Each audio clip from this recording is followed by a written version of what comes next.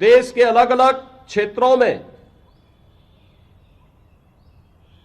इस गुलामी के खिलाफ अलग अलग समय में संघर्ष और आंदोलन हुए। 1857 का प्रथम स्वातंत्र समर सामूहिक रूप से देश की स्वाधीनता के लिए किए गए प्रयास का एक महत्वपूर्ण पड़ाव था।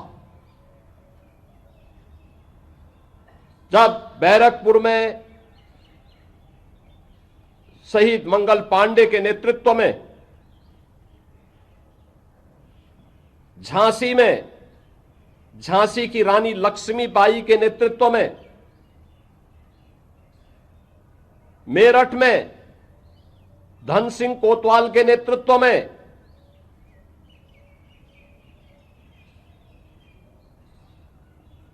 हर गांव, हर जनपद, हर प्रांत में इस स्वाधीनता की यह लौ जलती हुई दिखाई दे रही थी। सबके मन में एक ही विश्वास और एक ही भाव कि हमें अपने देश को विदेशी दासता से मुक्त करना है। आजादी का मतलब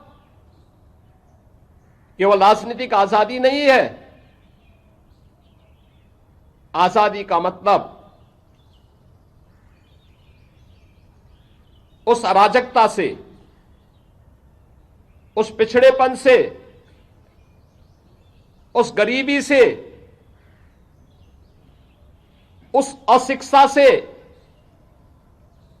उस असमानता से भी सर्वथा मुक्ति है, जिसके कारण यह देश लगातार कमजोर होता गया। आज हम सब अपनी आजादी के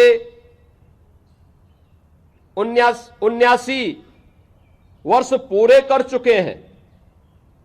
80वें स्वाधीनता दिवस के कार्यक्रम के साथ आज हम सब जुड़े हैं। यह दिवस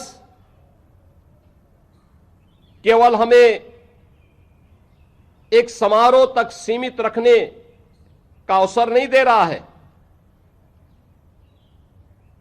यह हमें संपूर्ण आजादी के उन लक्ष्यों को प्राप्त करने की दिशा में किए जाने वाले उन प्रयासों में एक नागरिक के रूप में अपने कर्तव्यों के निर्वहन करने के लिए भी एक नई प्रेरणा प्रदान कर रही है। हर नागरिक को इस बात का आह्वान करने के लिए कि देश की इस आजादी को लंबे समय तक अगर हमें बनाए रखना है तो इसके लिए किसी एक व्यक्ति का नहीं, किसी एक संप्रदाय का या जाति का नहीं, बल्कि पूरे भारत के 140 करोड़ लोगों को सामूहिक रूप से इस प्रयास को आगे बढ़ाने में अपने अपने क्षेत्र में समान रूप से योगदान देना होगा। जो अव्यवस्था, जो अराजकता, जो अशिक्षा, जो पिछड़ापन, जो असमानता 1947 में देश के सामने थी, पिछले 8 दशक में उनमें से बहुत सारी समस्याओं का समाधान हुआ है। बहुत सारी समस्याओं के समाधान का रास्ता निकला है। आज उसी का परिणाम है पूरे देश के अंदर बहुआयामी गरीबी से 25 करोड़ लोग मुक्त हुए हैं। शिक्षा का दायरा बढ़ा है। बिना भेदभाव के शासन की योजना का लाभ समाज के प्रत्येक तबके को मिलना प्रारंभ हुआ है। विश्व स्तरीय अवस्थापना सुविधाओं का विकास हुआ है। हर व्यक्ति के जीवन को सहज और सरल बनाने के लिए किए जाने वाले उन परिवर्तनों में आज उसके परिणाम हमें दिखाई देते हैं।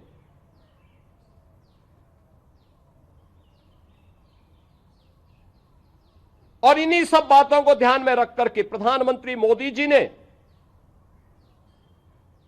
पूरे देशवासियों से इस बारे में कहा कि हमें अराजकता पर विजय कर प्राप्त करनी है, असमानता पर विजय प्राप्त करनी है, अशिक्षा पर विजय प्राप्त करनी है, तो हमें देश को बांटने वाली ताकतों से पूरी सतर्क रहना होगा।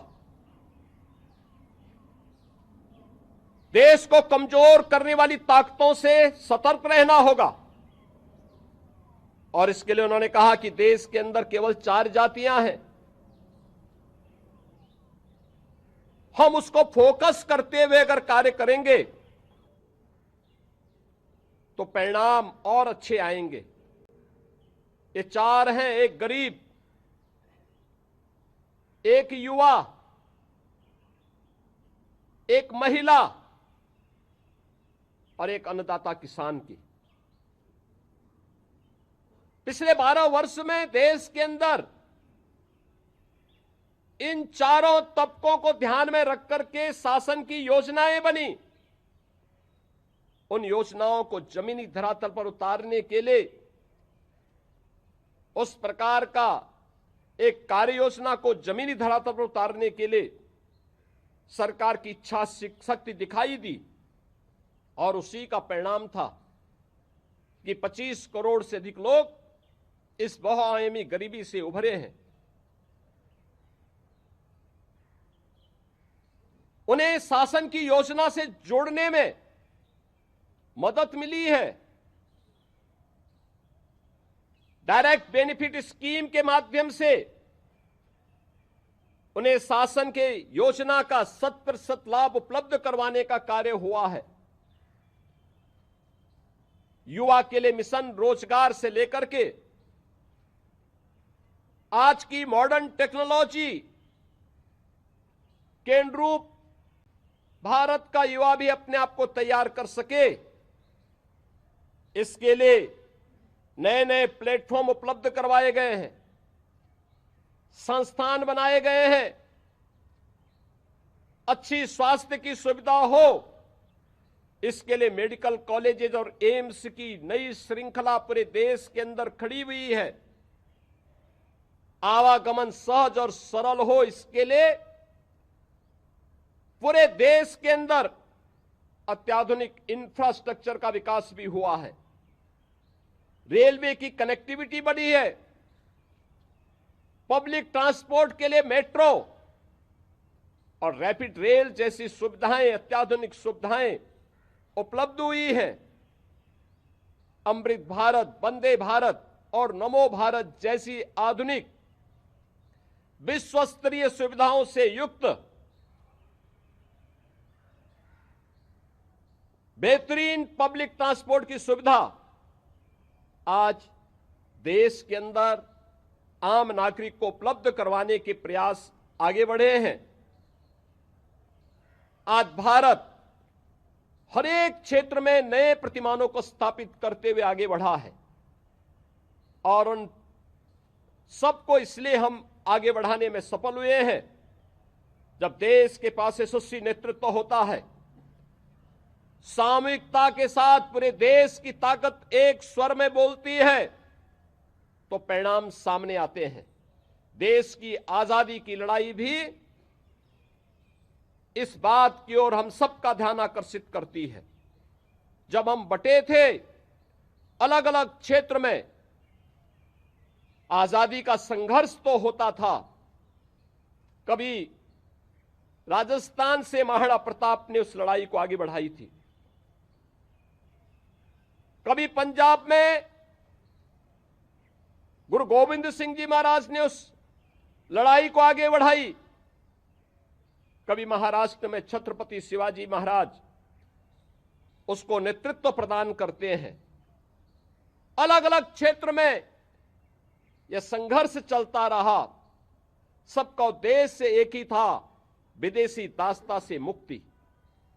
विदेशी दासता से मुक्ति हर हाल में मिले, लेकिन सामूहिक रूप से वह प्रयास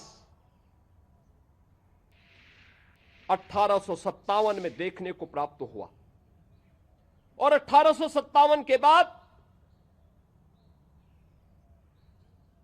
लगातार उस संघर्ष को जीवंतता बनाए रखने के लिए देश के क्रांतिकारियों ने अलग अलग क्षेत्रों में अलग अलग प्रकार के संघर्षों को जन्म दिया। कभी गोरखपुर में चोरी चोरा का ऐतिहासिक घटना, कभी लखनऊ में काकोरी की ट्रेन एक्शन की घटना, और लगातार यह संघर्ष अनवरत रूप से आगे बढ़ता रहा। मैं आज के इस अवसर पर आजादी की इस लड़ाई को, जिसे भारत माता के उन वीर बलिदानियों ने, क्रांतिकारियों ने आगे बढ़ाया, आज का दिन उनका स्मरण करने का है। मैं इस अवसर पर भारत माता के उन महान सपूतों की स्मृतियों को नमन करते हुए उन्हें विनम्र श्रद्धांजलि अर्पित करता हूं, जिन्होंने राष्ट्रपिता महात्मा गांधी के नेतृत्व में, लौह पुरुष सरदार वल्लभ भाई पटेल के नेतृत्व में,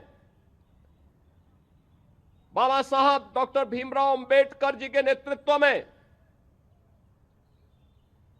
भारत माता के उन महान सपूतों नेताजी सुभाष चंद्र बोस हो या आजादी के वे महान क्रांतिकारी जिन्होंने हंसते हंसते फांसी के फंदे को चूमा था केवल देश की आजादी के लिए, उन सभी की स्मृतियों को नमन करते हुए स्वतंत्र भारत में भारत की सुरक्षा के लिए जिन जवानों ने सीमाओं की रक्षा करते हुए भारत की आंतरिक सुरक्षा के लिए अपने आप को बलिदान किया है, उन सभी को भी मैं इस अवसर पर नमन करते हुए विनम्र श्रद्धांजलि अर्पित करता हूं।